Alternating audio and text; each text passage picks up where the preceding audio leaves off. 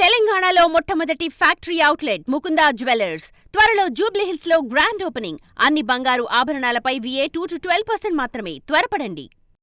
ఎల్లారెడ్డి సోమర్పేట్ గ్రామంలో జరిగినటువంటి ఘటనలో భాగంగా ప్రెసెంట్ అయితే 5 మంది గాయపడ్డారు. 5 మందిలో భాగంగా సికింద్రాబాద్ యశోద హాస్పిటల్లో ఎవరైతే గాయపడ్డారో భారతి, ఆమె ప్రస్తుతం చికిత్స అయితే పొందుతుంది ఇక్కడే. అదేవిధంగా ఎల్లారెడ్డి దగ్గర కూడా ముగ్గురికైతే చికిత్స అందిస్తున్నారు.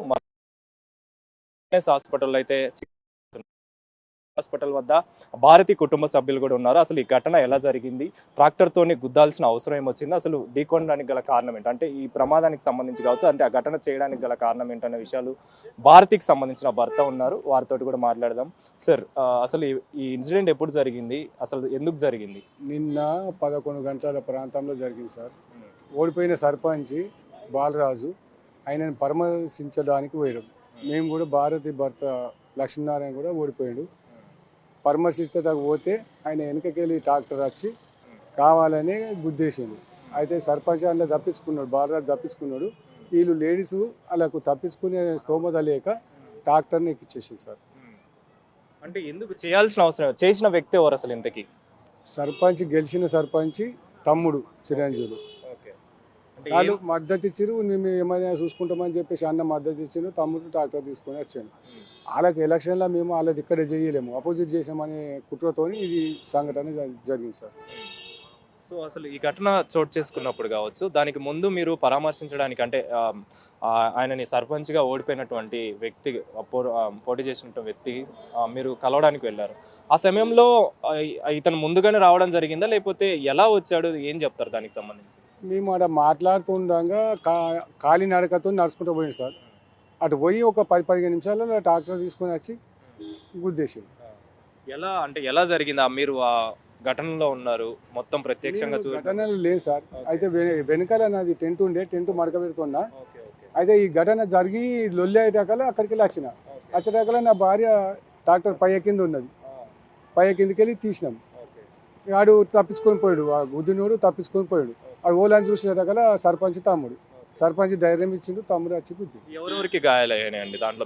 మీ భార్యతో పాటుగా ఇంకెవరెవరికి గాయాలయ్యాయి? నా భార్యతో పాటు నా మనమోడు, ఇంకొకరు బేస్త బాలమణి, బనమీది బాలమణి, పద్మ సత్యవ, తోట శారద, వీళ్ళందరికీ జరిగినాయి. 2 హాస్పిటల్లో, ఈ హైదరాబాద్ హాస్పిటల్ ఉన్నారు, 3 ఎల్లారెడ్డి హాస్పిటల్ ఉన్నారు. ఓడిపోయిన సర్పంచ్ అభ్యర్థి. సరే, ముఖ్యంగా చూసుకుంటే అంటే ఈ ఇన్సిడెంట్కి సంబంధించి కావచ్చు, ఇప్పుడు పరిస్థితి ఎలా ఉంది, మీ భార్యకు సంబంధించిన పరిస్థితి ఎలా ఉంది, మిగతా వాళ్ళ పరిస్థితి ఎలా ఉంది? బాలమ్మనికి చెయ్యి తీసేసారు. భారతికి పరిస్థితి క్రిటికల్లో ఉన్నది. 72 గంటలకు నడిస్తే కానీ మేము చెప్పలేమని డాక్టర్ అంటున్నాం. ఎక్కడెక్కడ గాయాలయ్యాయి అని చెప్పేసి చెప్పడం జరిగింది. ఇది పొట్ట, చిన్న కింది పొట్ట, గాలి బార్డరు పలిగిందంట, ఈ మూత్రపిండం పలిగిందట, ఎముకలు అన్నీ చూరు అయినాయి. ఇక డాక్టర్లు చెప్పేది ఒకటే, 72 గంటలు గడిస్తే కానీ ఏం చేయలేము, 3 ఆపరేషన్లు కావాలి, ఆపరేషన్లకు సంబంధించిన ఐటమ్ మేము అడిగినప్పుడు ఇవ్వాలని చెప్పేసి అన్నారు. ఇస్తామని చెప్పి. మిగతా వారి పరిస్థితి, ఒక ఆమెకు చేతి తీసేసారు, బనమీది బాలమణికి చేయి తీసేసారు ఆల్రెడీ. ఇక ఇంకా 3 ఉన్నారు, వాళ్ళు మామూలుగా ఉన్నారు సార్. వాళ్ళు హాస్పిటల్ ఉన్నారు, ఎల్లారెడ్డి హాస్పిటల్ ఉన్నారు. అన్న, మీరు అక్కడ సంఘటన స్థలంలో ఉన్నారా? ఉన్నప్పుడు అసలు ఏం జరిగింది, మీరు గమనించినంత వరకు అసలు ఎందుకు ఘటన జరగాల్సి వచ్చింది? యాక్చువల్గా ఏంటంటే అక్కడ ఉన్నాము మేము, అంతసేపు మేము అందరం చాలా మంది ఉండే, ఒక 50 మెంబర్స్ వరకు ఉండేవి. అప్పుడు జస్ట్ ఒక 5 మినిట్స్ ఆయన వెళ్ళిన తర్వాతనే మేము ఇంట్లోకి వెళ్ళినాము. వెళ్ళిన జస్ట్ 2 మినిట్స్కి ఆయన వచ్చేసిండు. మళ్ళీ ట్రాక్టర్ తీసుకొని వచ్చి అక్కడ ఆపిండు. ఎప్పుడైతే స్టార్ట్ చేసి స్ట్రేట్గా వెళ్ళొచ్చు, చాలా ప్లేస్ ఉంది, అది 12 ఫీట్ రోడ్ ఉన్నది, చాలా ప్లేస్ ఉంది, బండ్లు కూడా ఏం అడ్డం లేవు. ఇక్కడ వీళ్ళు ఎవరైతే ఉన్నారో వీళ్ళ పక్కన మాత్రమే బండి అడ్డం ఉంది, బండి అడ్డం ఉంది. బండి అడ్డం ఉన్నప్పుడు దాని మీదకేని బండిని గుద్దేసుకొని ఫస్ట్ ఈ అమ్ముందా భారతమ్మ మీదకేని ఎక్కింది. ముందల టైర్ ఎక్కింది, వెనక టైర్ ఎక్కింది. ముందల బావ వస్తుండు, బావని అటాక్ చేద్దామని ఒకటేసారి స్ట్రోక్ ఇచ్చేసిండు అన్నాడు. 3 స్ట్రోక్లు ఇచ్చేసరికి ఓడిపోయిన అభ్యర్థి పైన అటాక్ చేద్దామని వెళ్ళిండు. మధ్యలో వీళ్ళు 3 వార్డు మెంబర్లు కూర్చొని ఉన్నాడు, వాళ్ళ మీదకైనా 3 మీదకైనా వెళ్ళిపోయింది. కావాలని చేసిందే ఇది, స్ట్రేట్గా వెళ్ళొచ్చు, కానీ కావాలని వాళ్ళని చూడేసరికి వీళ్ళు నాకు సపోర్ట్ చేయలేరు. సో నేను వాళ్ళని గుద్దేస్తా అని చంపడానికి మాత్రమే వచ్చిండు ఆ వ్యక్తి. ఆ పరిస్థితులలో అంటే మీరు చూసినంత వరకు ఆ ఘటన చూశారు, ఉమ్. ఎలా అంటే ఆ ట్రాక్టర్ కింద ఎవరెవరు ఎక్కువగా గాయాలపడ్డారు? ఎక్కువ అంటే భారతమ్మకు చాలా క్రిటికల్. ఇప్పుడు భారతమ్మది అనేది 72 గంటలు అయినా కూడా చాలా క్రిటికల్. ఎందుకంటే అన్ని ఎముకలు అనేది ఇరిగిపోయినాయి, 2 టైర్లు వెళ్ళినాయి, 2 సార్లు రోల్ చేసిండు. చాలా క్రిటికల్. ఆమెను ఏంటంటే ఇప్పుడు గవర్నమెంట్ ఆదుకోవాలి, చేసింది వాళ్ళే ఆదుకోవాలి కదా. ప్లస్ ఇంకొక అమ్మది చేతి ఇరిగిపోయింది, చిన్న బాబు ఉన్నాడు, వానిది కూడా కాలు ఫ్రాక్చర్ అయిపోయింది. ఇంకిద్దరికి స్వల్ప గాయాలైనాయి. మా బావకు కూడా తాకినాయి స్వల్ప గాయాలు, అభ్యర్థికి కూడా తాకినాయి. సో మీరు చెప్పండి, మీరేం చెప్తారు ఈ ఘటనకు సంబంధించి? అంటే ముఖ్యంగా ఇలాంటి ఘటన ఒకటి చోటు చేసుకోవడం అనేది కలకలం రేపుతున్న సిచ్యువేషన్ అనుకోవచ్చు. మీరేం చెప్తారు? ఇప్పుడే కాదు, ఇంతకు ముందు నుంచి కూడా రాక్షస రాజకీయమే సృష్టిస్తారు. ఇంతకుముందు కూడా ఒకసారి ఉప సర్పంచ్ పోటీ చేశారు, ఆయన వాళ్ళకు రాజకీయ దాహం తీరక అన్న వచ్చేసి 16 రోజుల రాజకీయ జీవితం అన్నది. ఆ 16 రోజులలో ఎంతమంది ఎట్లా సంపాదించుకున్నాడు, ఈయన ఇంత జనాన్ని ఎట్లా సంపాదించుకున్నాడు ఒక కుట్ర వాళ్ళ లోపల ఏదో కక్ష సాధింపుకు దారితీసింది.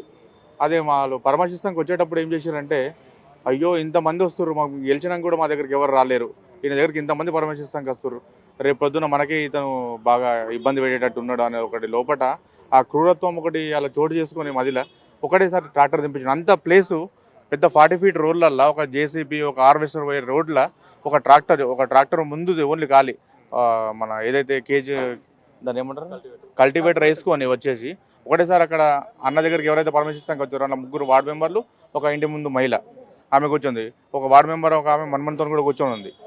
వెళ్ళింది కాక ముందుకు వాళ్ళ మీదకి వెళ్ళింది కాక మళ్ళీ ఈ వెనుకకు రిటర్న్ తీయడం వల్ల ఇంకా ఇంజూరీ అనేది ఎక్కువైపోయింది. మా బామ్మర్ చెప్పిన ప్రకారము ఇప్పుడు ఇద్దరు సీరియస్ ఉన్నారు, ఒకళ్ళేమో వెల్నెస్ హాస్పిటల్ ఉన్నారు, ఒకళ్ళేమో యశోద హాస్పిటల్ ఉన్నారు. ఈ వెల్నెస్ హాస్పిటల్ ఉన్న ఆమెకేమో నడుంబొక్క ఎరిగింది, కాలు చేతు, ఈమెకు చేతి అయితే నుజ్జు అయిపోయింది. ఈమె అయితే బ్రతకడం గ్యారంటీ లేదు. 72 గంటలు అన్నారు, కానీ వాళ్ళ పరిస్థితి చూస్తే మాత్రం ఒకసారి వచ్చి అక్కడ ప్రాంత ఎమ్మెల్యే కానీ ఇప్పుడు ఎవరైతే పాల్పడ్డారో కానీ ఒకసారి చూస్తే అర్థమవుతుంది వాళ్ళ పరిస్థితి ఎంత విషమంగా ఉన్నది. మరి ఇప్పుడు ఘటనకు సంబంధించి పోలీసులు చర్యలు తీసుకున్నారా? దానికి సంబంధించి ఏం చెప్తారు? మీరు పోలీసులకు ఫిర్యాదు చేసిన తర్వాత వాళ్ళ యొక్క చర్యలు ఏ విధంగా ఉన్నాయి? వాళ్ళు ఏమంటున్నారంటే, మేము ఎవరైతే ఈ ఘటనకు పాల్పడ్డారో వాళ్ళకి శిక్షిస్తాం అంటున్నారు, కానీ మాకు నమ్మకం లేదు. వాళ్ళని ఎందుకంటే వాళ్ళకి సంబంధించిన పదవులు తొలగిపోయేటట్టు చూడాలి ప్రభుత్వం, వీళ్ళు ఎవరైతే ఉన్నారో వాళ్ళందరినీ ఆదుకుంటట్టు చూడాలి ప్రభుత్వం. మళ్ళీ ఇంకోటి ఏంటో ఫుల్ ప్రొటెక్షన్ మా అన్నగారికి కావాలి, మా అన్న బాలరాజు ఓడిపోయిన అభ్యర్థి ఇప్పుడు ఎవరైతే ఉన్నారో. ఇంకోటి ఏంటంటే మా యూత్ సభ్యులకు ఆల్రెడీ అంతకుముందే ఒక 15-20 రోజుల ముందు నుంచే అరే మీ పని చూస్తాము, మిమ్మల్ని చంపేస్తాం అనే మాటలు మాట్లాడుతున్నారు అన్నమాట. అదే ఇప్పుడు ఇంత కక్ష సాధింపుకు జరిగింది. ఎవరైనా ఓడిపోయిన వాళ్ళు గెలిచిన వారిపై దారికి పాల్పడతారు, కానీ గెలిచిన వారు రావడం ఏందో నాకు ఈ రాక్షస ప్రభుత్వం ఏందో నాకు ఏం అర్థమవుతలేదు.